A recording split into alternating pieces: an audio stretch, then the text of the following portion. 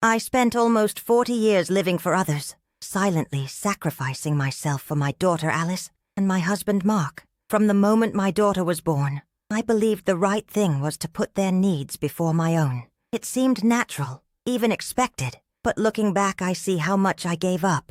My dreams, ambitions, friendships, and ultimately, my identity. I lived a life defined by giving, quietly eroding the woman I once was, and becoming almost invisible. The first and most painful sacrifice was my teaching career. Before Alice, I was proud of my work in the classroom. I loved helping young minds grow, shaping their futures. But motherhood changed everything. Sleepless nights, constant worry, and endless presence demanded all of me. I told myself leaving teaching was temporary, a necessary pause. Yet, it became permanent. My classroom faded into memory, replaced by diapers, homework help, and soccer games. My professional self slowly disappeared. Besides my career, I lost my social life. Friends drifted away when I couldn't attend birthdays or social gatherings. Family gatherings became rare for me, either because I was needed at home or awkwardly distant from relatives who didn't understand the life I led.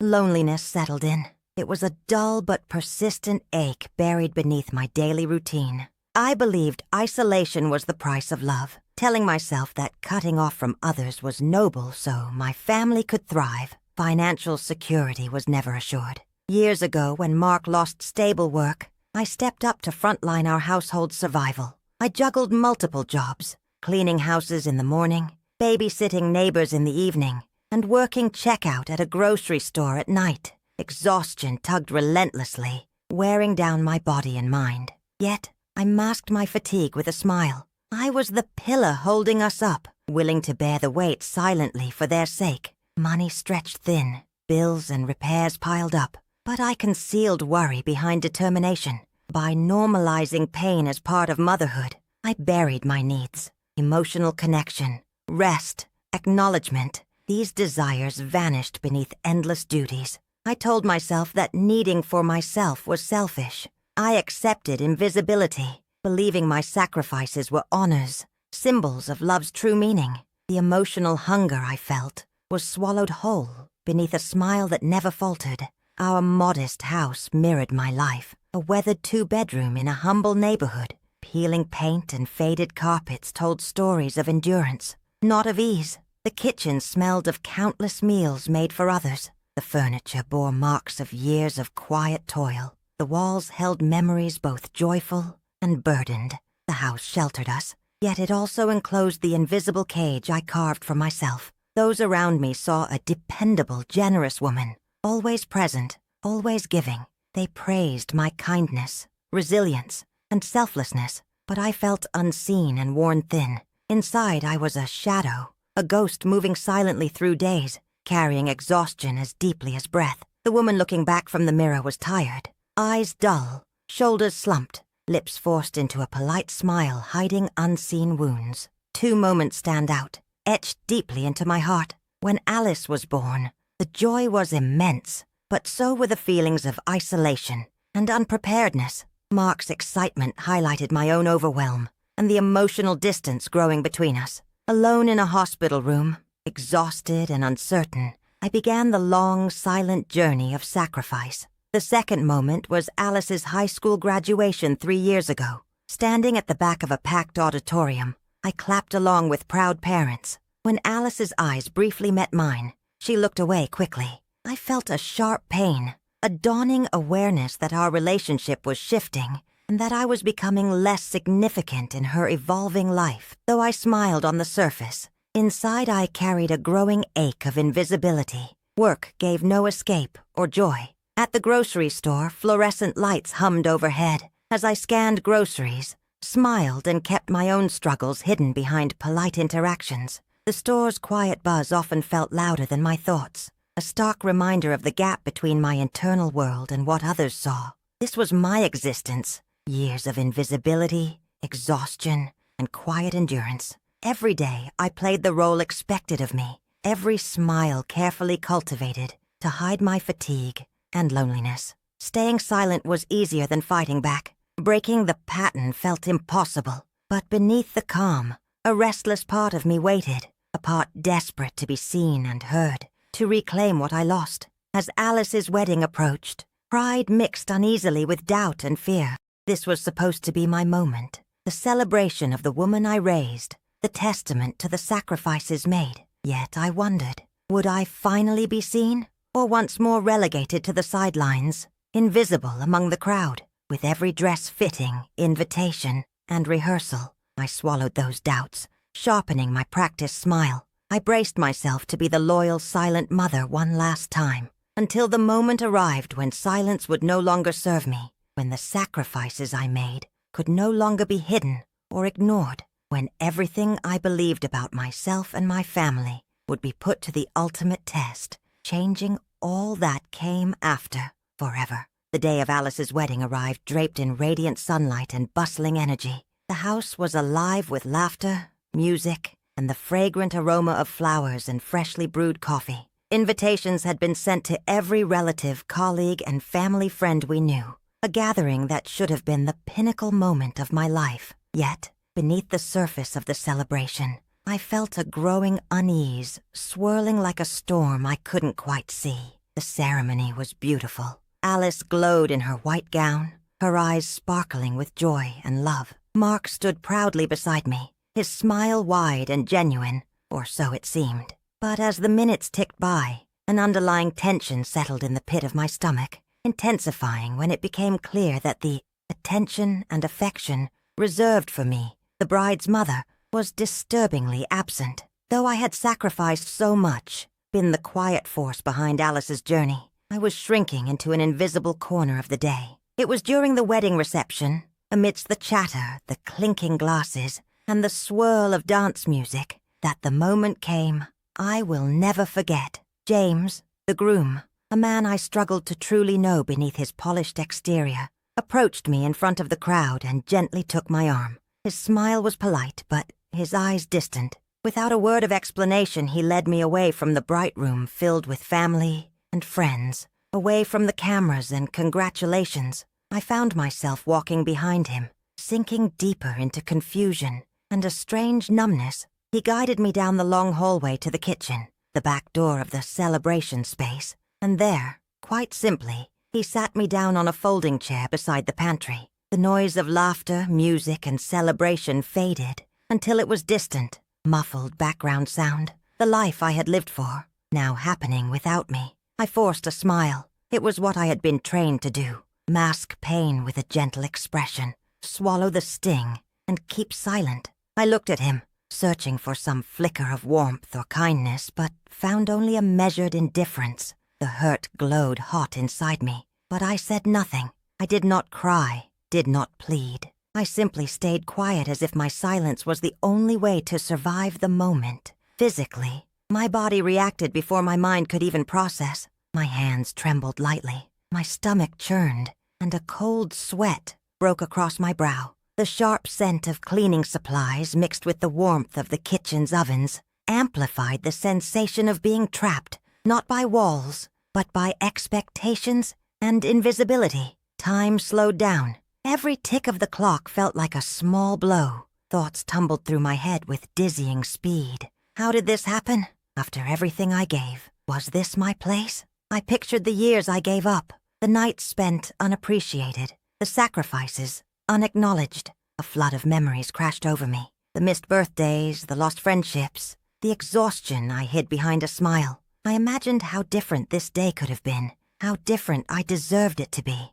Nearby, I heard voices laughing and sharing memories, a joyful symphony I was locked out of. The contrast between the atmosphere of celebration and my forced isolation was brutal. It was a reminder that my existence in this moment was optional, invisible, secondary. Among the crowds, only one person noticed my absence. Aunt Carol, usually brisk and businesslike, appeared at the edge of the kitchen doorway. She cast a concerned glance toward me, recognizing the tension etched in my posture and forced smile. She didn't approach, but her eyes held a quiet sorrow and empathy that felt like a fragile lifeline. Then came the moment that broke through my restraint, the final drop in a cup already full with years of disappointment. James made a passing comment, loud enough for me to hear but designed to be indirect. "It's easier this way," he said casually to a guest nearby, keeping all the attention on the bride and groom. No distractions. His words stung like a knife, not just for the disrespect, but because they unveiled the truth. I wasn't just sidelined by accident or oversight. I was deliberately erased from the center of this celebration. 3 sharp conversations played out around me that further exposed the cold reality of my position. A friend of the groom joked, "You know, the wedding is about the couple, not the family. The mother really shouldn't steal the spotlight." One of Alice's high school classmates whispered loudly enough for me to hear. I didn't even know she was coming, didn't see her around, and a distant relative declared with indifference, "She seems nice enough, but she's hardly part of the party." The words echoed harshly in the room I'd been confined to. Despite the festive celebration just rooms away, I was reduced to a background figure, spoken about rather than spoken to. The jovial atmosphere only sharpened my isolation, making the coldness around me feel endless and inescapable. Inhaling deeply, I tried to steady my shaking hands and quiet the storm inside. The kitchen's fluorescent lights hummed above me, casting stark shadows that mirrored the widening divide between the life I had given and the recognition I was denied. My smile remained, brittle but intact, a silent rebellion, a mask that concealed a torrent of emotions, hurt, anger, disbelief, and a deep sadness I didn't yet know how to voice. The celebration continued on without me, its music and laughter growing distant echoes. And in that quiet kitchen, pushed aside and forgotten, I realized that I was not just invisible on this day. I was being written out of the story I had helped create. Sitting alone in the cold kitchen, away from the spotlight and the laughter that felt like a distant echo, something inside me shifted. The initial shock of humiliation faded, leaving a simmering clarity that cut straight through the fog of years I'd spent sacrificing myself for a family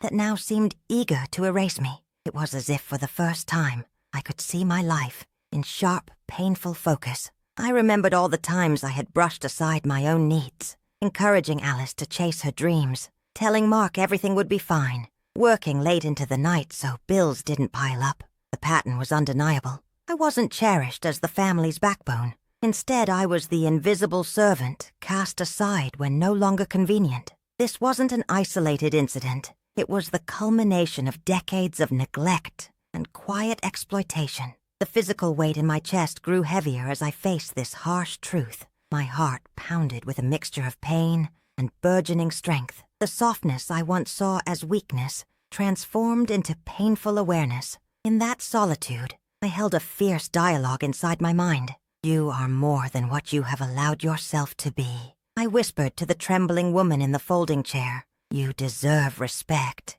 You deserve to be seen." That moment was both terrifying and liberating. The old truth lived in the dust on the floor, in the silence that filled the kitchen. But a new truth was emerging. I had been living my life according to others' definitions, not my own. Acceptance of this felt like stepping off a cliff. Would I fall, or would I fly? I gazed around the kitchen, the linoleum floor worn from years of use, the scuffed cabinets, the faded wallpaper curling at the edges, and recognized it as a physical symbol of my condition. Worn, overlooked, holding on to the weight of years without renewal, just like me. I imagined the peeling layers of wallpaper slowly being torn away, revealing something fresh beneath, a blank canvas waiting to be claimed. Leaving the kitchen was the first step in this transformation. The walk back to the main hall of the house was slow and deliberate. The noise of the celebration seeped through the walls. Laughter, clinking glasses, music. Each step carried a mixing tide of memories and new resolve. I thought back to key painful moments from my life, interpreting them through this newfound lens. The night I gave up my teaching career. I saw then it hadn't been only duty but fear and invisibility creeping in, convincing me that my dreams didn't matter. The isolation from friends and family wasn't benign. It was a cage built from silence and erasure. The nights I worked multiple jobs were acts of survival, not sacrifice willingly given. These reframed memories fueled a growing determination, a seed of defiance in the midst of years of self-neglect. The hurt was raw, but it was real. I was tired of being unseen and unheard. In the silence that followed, A decision solidified deep within me. This story would change. I could no longer remain the invisible caretaker, the sacrificed mother who vanished behind obligations. Though I did not yet know the details or consequences, I was ready to break free. Emotionally, I was a tempest, hurt swirling with hope,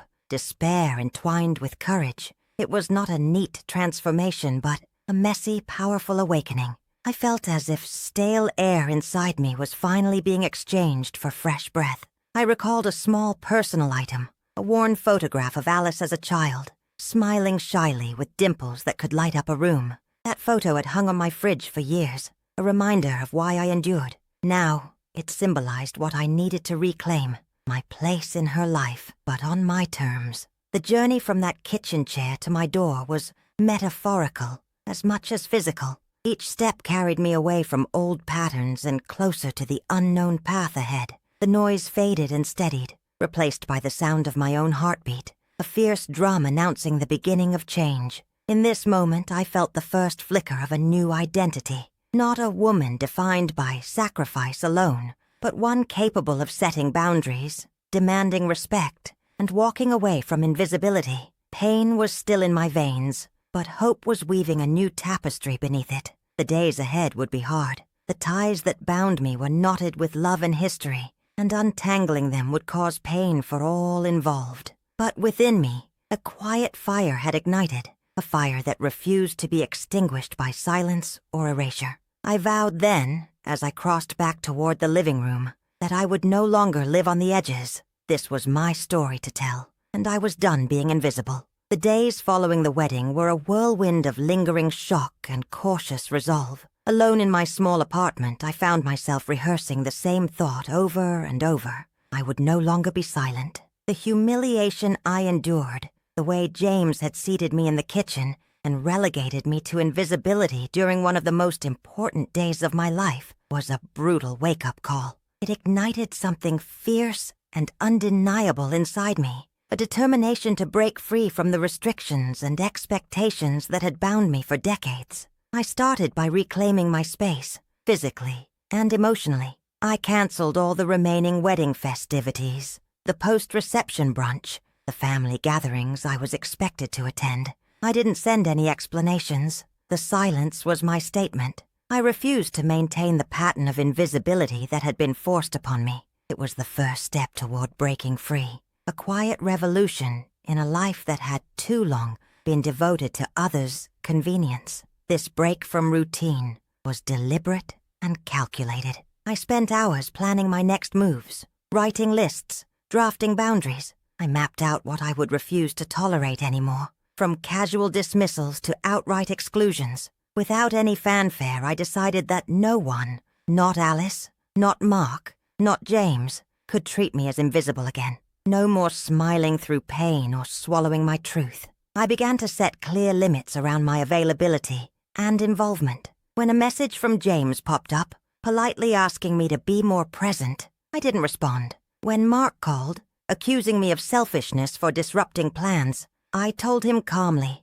I'm prioritizing my well-being now. His disbelief was palpable, but I stood firm. For the first time in years, I wasn't apologizing or explaining endlessly. I was asserting my right to be seen and respected. At work, I held my head higher than usual, refusing to shrink away or acquiesce to anyone's assumptions about who I was. I noticed the surprise in colleagues' eyes when I declined additional shifts, saying no without guilt. The fluorescent lights of the grocery store aisle no longer felt oppressive. Instead, they illuminated a new determination in me. The physical sensation of finally taking action was surprising. A rush of adrenaline filled my veins, sharp and invigorating. At times, doubt crept in. Am I being unreasonable? Will I lose the few connections I have left? But those unsteady moments passed quickly. I replaced them with small victories, a quiet refusal to keep silent here, a steady boundary set there. The symbol of this change manifested in an unexpected way,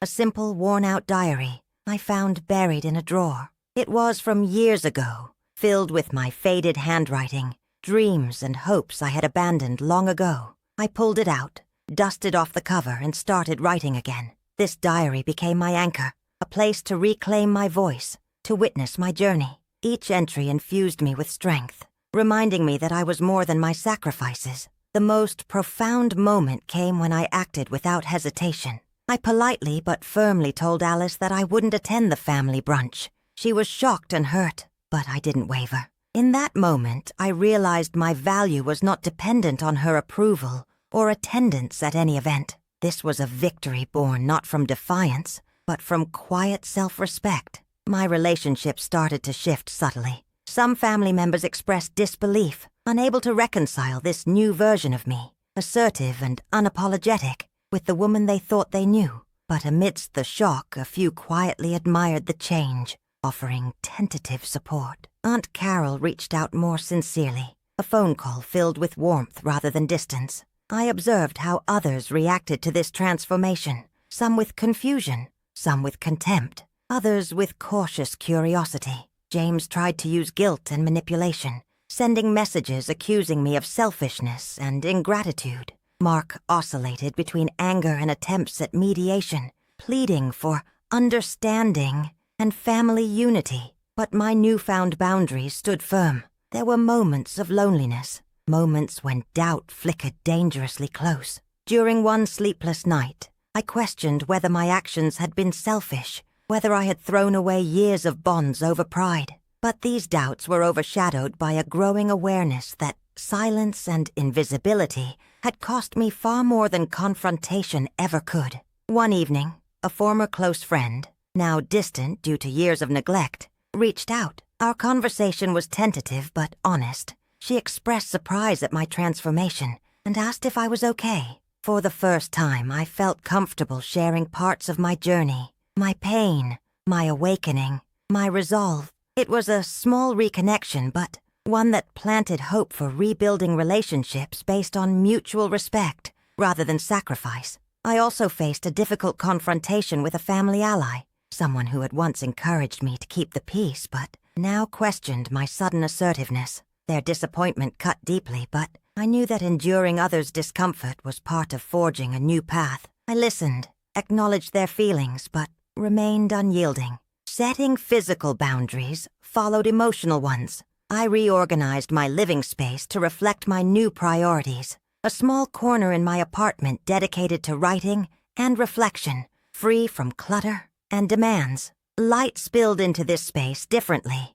unfiltered and warm, a contrast to the oppressive atmosphere of years past. These changes were not explosive or dramatic but methodical, rooted in calm and resolution rather than anger. No shouting matches or confrontations blazed, only quiet acts of reclaiming self-worth and demanding space to breathe and exist. In the quiet moments, I marveled at the subtle power of simply saying no and meaning it. The process was transformational, unsettling the foundation of relationships built on old unspoken rules. It was a necessary fracture, painful but essential, a sacred act of self-preservation. I felt a small but potent victory in every boundary set, every refusal of invisibility, every assertion of my right to exist fully. My hands no longer shook with fear. Instead, they held steady pens, writing new chapters, turning the page on long years of silent submission. This was not the end of the journey, but a strong first step, a declaration that my life would no longer fold under the expectations of others, but expand under the light of my own soul. The more I stood firm, the more pressure mounted against me. The very people I had devoted years of self-sacrifice to suddenly turned into adversaries trying to pull me back into the shadows I had spent a lifetime escaping. Their tactics were subtle but relentless. Guilt, anger, manipulation, all aimed at coaxing me into silence with familiar threats cloaked in love and concern. "How could you do this to us?" Mark's voice cracked over the phone, drenched in disbelief and pain. "You're tearing this family apart." I stayed silent before replying calmly. "I am trying to save myself." The first wave of attempts to manipulate me came with a barrage of calls and texts. James, once polite and distant, turned insistent, bombarding me with messages filled with accusations of selfishness and ingratitude. "You're making this into something bigger than it is," he wrote. "Think about Alice. She needs her mother." Then came Mark, his frustration boiling into furious conversations. He invoked the past, reminding me of all I'd given, all the sacrifices I had supposedly committed for this family. After everything I've done for you, how can you throw it all away now? He shouted in one dreaded phone call. I felt a pang of guilt, but steeled myself. I am not throwing away my life, Mark. I am choosing it for the first time. Aunt Carol attempted to mediate, reaching out with carefully framed messages, meant to soothe and reason with me. We just want peace, and for everyone to feel loved, she said during a brief phone call. But peace built on denial and erasure was a peace I could no longer accept. The accusations were harsh and varied. Selfishness, ingratitude, even madness. You're acting irrationally, James said one night during a frustrating text exchange. You're tearing us apart over your ego. Each word reverberated past anger into weaponized neglect, designed to break me down, but I refused to falter. 3 different attempts to contact me came within days. First, James tried calling repeatedly with no answer from me. Then a message from Mark asking to meet, for the good of the family. Finally, Aunt Carol dropped by unannounced, hoping to talk things through. Each was met with a firm no, or no response at all. My silence had become my shield. Isolation crept in as friends and family took sides, whispered behind closed doors, and conversations shifted away from me. Loneliness, once a silent ache I accepted, now roared loudly in my chest. Yet this isolation was mixed with a strange new freedom. Freedom from the script of sacrifice I had followed so long. It was a bittersweet break from the pattern that defined me. Even as doubt gnawed at me, it was moments of stillness that reinforced my resolve. Alone in my apartment one late evening, I stared at myself in the mirror. Someone unfamiliar, yet painfully real. You matter, I whispered. Enough to be visible, enough to be heard. This quiet mantra became my armor against the world. The hardest confrontation came from someone I once saw as an ally, my younger brother, Michael. He had always been close to Alice and Mark, often acting as a peacemaker in family conflicts. When he confronted me, he didn't hide his confusion or disappointment. I don't understand why you're doing this, he said during a tense phone call. You're breaking apart the family over things that might just be excuses. His words cut deep, shaking the fragile foundation I was building. I paused, searching for compassion in his tone, for shared pain, and then I said clearly, I am breaking the family apart so I don't break apart myself. If you can't understand that, then this is my family now, the one where I am whole. Boundaries began taking concrete shape around me, emotional walls built with steady hands and growing confidence. I limited my interactions, saying no to demands that drained me emotionally and physically. Invitations were declined with polite firmness, old obligations quietly set aside. For the first time, I prioritized my well-being on my terms. Friends who had once been distant started to reach out, some cautiously, some confused, but the important ones stayed. I welcomed those who saw me not as a sacrifice, but as a whole person, deserving respect and kindness. The rebuilding of relationships was slow, but nourishing. At work, I held my ground more confidently than ever. I declined extra shifts that threatened to swallow my energy, and refused to answer emails outside of business hours. Small victories like these became reminders that my life was mine to control, not dictated by the needs or expectations of others. Yet, the emotional toll was undeniable. Moments of doubt and loneliness pierced through the armor I fought so hard to build. There were nights when I questioned if standing firm was worth the cost. To myself and the family, I once called my sanctuary, but I found strength in those small rituals of self-care. A quiet cup of tea, journaling late into the night, deep breaths that steadied my racing heart. Each day I set new limits, reinforcing them with quiet firmness. No more erasure, no more silent obedience. I learned that saying no was not cruelty, but self-preservation. I reclaimed spaces in my home and heart that had been surrendered long ago. One difficult morning, I faced a barrage of texts from Mark, pleading, angry, confused. Please don't shut me out. We can fix this. I read his words and took a deep breath. Then, I stopped myself from falling back into the pattern of endless explanations. Instead, I replied simply, I am here, but I need space to heal. It was the first honest communication in years.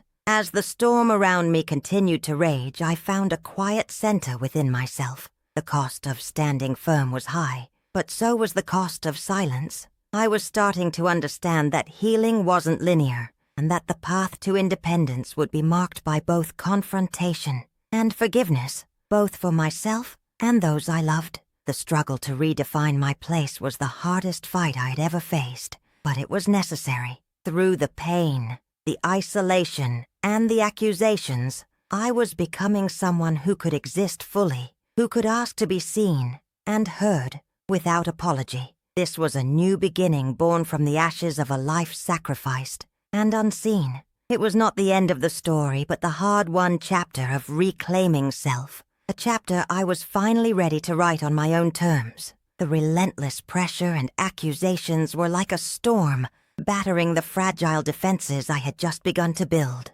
Yet it was within this tumult that a discovery emerged, one that would change everything I thought I knew about my past and reshape the foundation of my awakening. It came not from confrontation or argument, but from an unexpected source, a forgotten box tucked away in the darkest corner of our attic, gathering dust for years. One afternoon, driven by a restless urge I couldn't explain, I climbed the narrow stairs to the attic. The air was thick with the scent of old wood and forgotten memories, mingled with the faint smell of mildew. The dim light struggled through a small window, casting long shadows across the clutter, boxes overflowing with photo albums, letters, and neglected relics of my family's history. My hands trembled slightly as I rifled through this trove of the past. Most things were ordinary. A stack of baby clothes, faded postcards, birthday cards never sent. But buried beneath a pile of worn notebooks lay an envelope sealed with a wax stamp.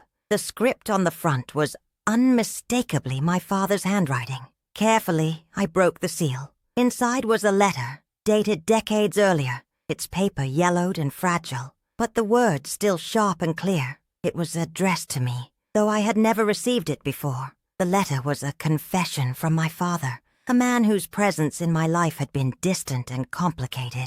His words revealed a web of truths and betrayals hidden beneath the surface of my family's perfect facade. He spoke of sacrifices he had made quietly, choices made to protect me and my mother, but at great personal cost. More strikingly, he confessed the existence of long-concealed secrets, lies told to shield me, distorted stories meant to maintain peace that ended up fracturing trust. Among these truths was the revelation that my mother had withheld crucial information, crafting a narrative that painted me as less deserving, less important, all for reasons he admitted were flawed, yet deliberate. Reading the letter, I felt a swirl of emotions: shock, sorrow, anger, and eventually a strange relief. The pieces of my life that had never quite fit together suddenly formed a clearer picture. The emotional neglect, the sidelining at the wedding, the years of being overlooked were no longer reflections of my worth, but consequences of a deeper betrayal and misunderstanding. Alongside the letter, I found a photograph of my father, younger and resolute, standing next to a woman I did not recognize. On the back, a delicate inscription: "For you to know who you truly are." This acknowledgement stirred something profound within me, a call to reclaim my history with honesty rather than denial. The physical response was immediate. My hands shook, breath caught in my throat, and tears welled unbidden. I sank to the floor of the attic, clutching the letter as if it were a lifeline. For years I had carried invisible burdens, but now the weight shifted. It was no longer mine alone to bear. The revelation recontextualized pain from the past, infusing old wounds with new meaning. I reflected on moments once clouded by confusion, the distance I felt from my parents, the silent arguments, the unspoken resentments. Now, the silence was broken by the harsh clarity of hidden truths. A memory returned to me vividly, a night years ago when I confronted my mother over a misunderstanding about my childhood. At the time, her firm denials left me doubting myself. Now, in light of the letter, I understood that she had been guarding secrets far more painful than I had imagined. Another flashback was to conversations overheard in passing, words that had seemed innocuous but now rang with double meaning, warnings and veiled guilt. Sitting alone amidst the dust and shadows of the attic, I experienced a complex mix of emotions swirling inside me. Grief for the years lost in deceit, anger toward those who hid the truth, and an overwhelming sense of liberation. This secret, once buried and toxic, now provided the freedom to reclaim my story on my own terms. In the solitude of that moment, I processed the magnitude of this discovery. It was not a curse to carry, but a key to unlock the chains of invisibility that had bound me. The knowledge offered a foundation to rebuild my sense of self, not tethered to the false narratives imposed on me, but rooted in undeniable truth. When I descended from the attic, the air outside felt different, sharper, lighter. I carried the letter carefully, placing it on my desk where sunlight streamed through the window. It became a symbol of my evolving journey, a testament to resilience and the power of unearthing what was hidden. The days that followed were filled with reflection and quiet reckoning. I revisited memories through this new lens, reinterpreting my past with compassionate understanding rather than blame. The betrayal was bitter, but it no longer had power to diminish me. Ultimately, I understood that this discovery was a turning point, one that would allow me not only to confront what had been hidden, but also to forge a future free from the bonds of silence and sacrifice. The truth was painful, yes, but it was also a source of strength, a light cutting through years of darkness. With this newfound clarity, I prepared to face the next chapter of my life. No longer burdened by shadows, I could step forward with courage, ready to rewrite my destiny and reclaim the dignity that had been denied to me for too long. The anticipation of the confrontation weighed heavily on me, both terrifying and necessary. I knew that facing James, the groom who had severed my presence from my daughter Alice's wedding, would be a pivotal moment, the defining rupture between the life I'd quietly endured and the new path I intended to forge. It wasn't about seeking vindication or apology. It was about reclaiming a voice, long muted, and standing unabashedly in my truth. I found him seated alone in a small, nearly empty cafe where we'd first talked weeks ago after the wedding's chaos. The soft hum of idle conversations and the scent of burnt espresso filled the air, mingling with the dull light filtering through rain-streaked windows. When I walked in, his eyes registered surprise but quickly masked it with enforced calm. I approached him steadily, my heart thrumming with a mix of nerves and resolve. "You came," James said, his voice low and edged with something unreadable. "I did," I replied. "I have a lot to say, and I won't leave until I've said it." He gestured to the chair opposite but made no move to soften the atmosphere. The space between us felt charged, a fragile battlefield where years of resentment, shame, and silence would be unpacked. I began without hesitation. "On Alice's wedding day, you chose where I belonged, the kitchen. Not among family, not beside friends, but hidden behind doors meant for no one else to see me. It was no accident or oversight. It was a deliberate dismissal, the last in a long line of erasures." His jaw tightened, nerves flickering behind his otherwise stoic expression. "It wasn't meant to be personal," he said, voice taut. "It was logistics. There wasn't space." "Space," I repeated slowly, voice rising slightly. "There's always space to make someone feel human. You made me invisible." I stared at him straight in the eyes. "This isn't just about one moment, James. It's about decades of being overlooked, years of sacrifices made without acknowledgement, years of silence in the face of exclusion." James shifted uncomfortably but held my gaze. "I never intended to hurt you. I thought I was doing what was best for everyone." "Best for everyone except me," I said quietly. "You didn't see me as part of that everyone." The truth hung heavily between us. The years of neglect, buried feelings of invisibility, and the quiet pain I'd carried were no longer shrouded in silence. My words cracked open the space between us, raw and unvarnished. "Why didn't you say anything before?" James asked, a flicker of confusion, and perhaps even guilt coloring his voice. "Why carry this alone for so long?" "Because I was taught to stay quiet," I answered firmly. "To sacrifice quietly, to vanish willingly." He exhaled sharply. "I see that now, and I'm sorry, but things are different. They can be fixed." "No," I answered, voice unwavering. "Not by you. Not by anyone else. I am not here for forgiveness or reconciliation on your terms. I am here to declare that I will no longer be erased, silenced, or sidelined." He looked away briefly, a sign of vulnerability behind his defensive posture. When he met my eyes again, there was a flicker of respect, an acknowledgement that the woman before him had changed. The quiet, compliant woman had been replaced by one who demanded to be seen. Our conversation unfolded from confrontation into a tumultuous exchange of truths and regrets. I spoke candidly about the years of self-neglect, the overwhelming burden of unseen sacrifices, and the suffocating weight of invisibility. I recounted the contrasting emotions of pride and hurt, the hope that this wedding day would crown my efforts, and the devastating reality that it reaffirmed my erasure. James listened intently, sometimes swallowing his words, sometimes nodding slowly. I never understood the depth of pain, nor the silence that carried it, he admitted softly. I wish I had. And yet, wishes don't change the past,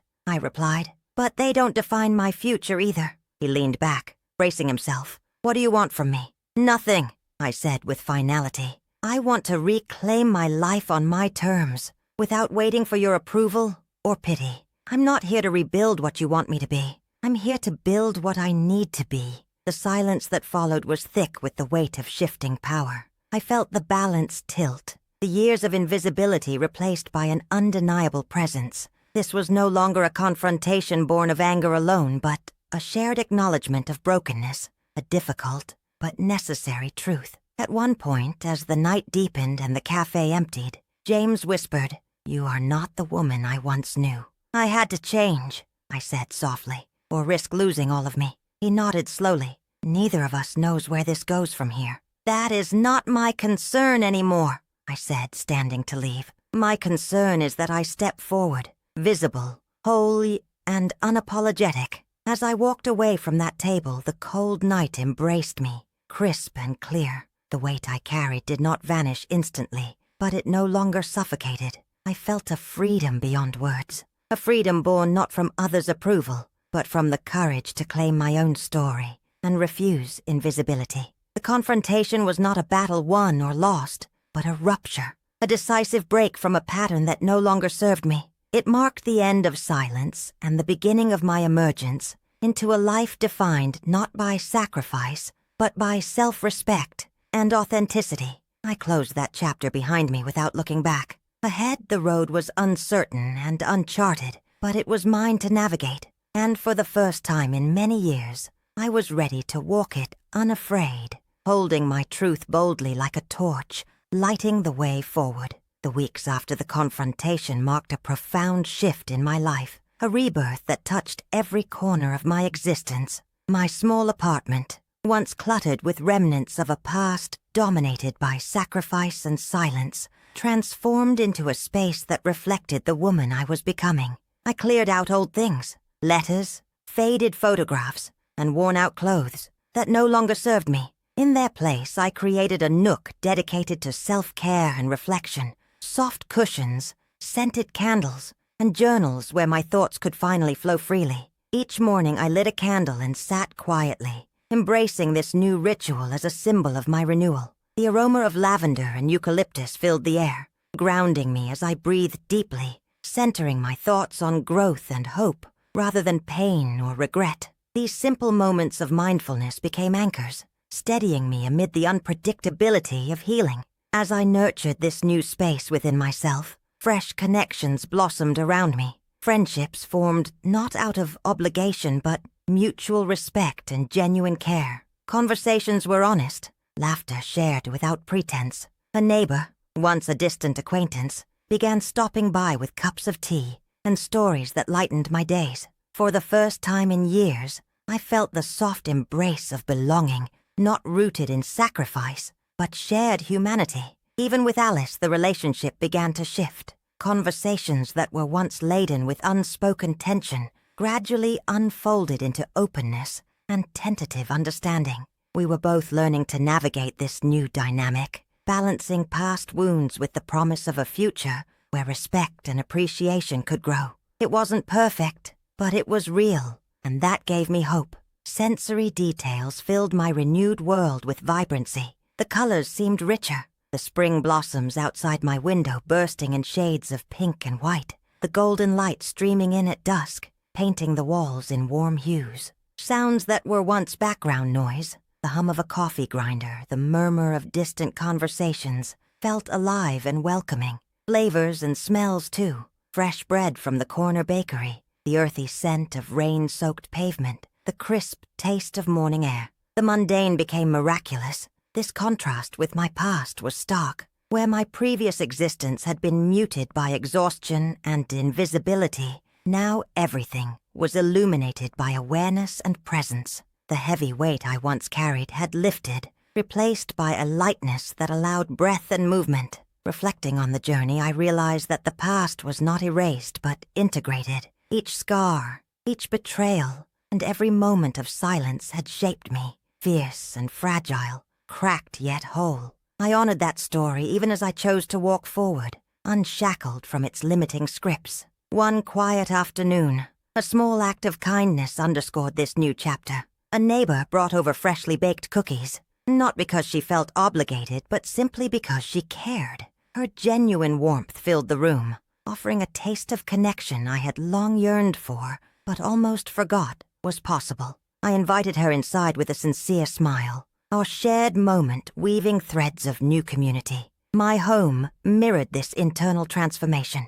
No longer a place of retreat from pain, it was a sanctuary of light and laughter. Open windows welcomed in breezes scented with jasmine. Walls echoed with the soft rhythms of music and whispered prayers. I arranged my belongings with intention, honoring what nurtured my spirit rather than what weighed it down. Standing by my window as the sun dipped below the horizon one evening, I felt an astonishing peace settle over me. The fiery sky stretched endlessly, vast and promising. Beneath that expanse, I understood that healing was not a destination but a continuous unfolding, a daily choice to embrace wholeness. In that serene twilight, I whispered to myself the affirmation that had become my mantra. I am here. I am enough. I am free. And with those words, I felt the final embrace of my rebirth, the woman I was, the woman I am, and the woman I am becoming, shining ever brighter.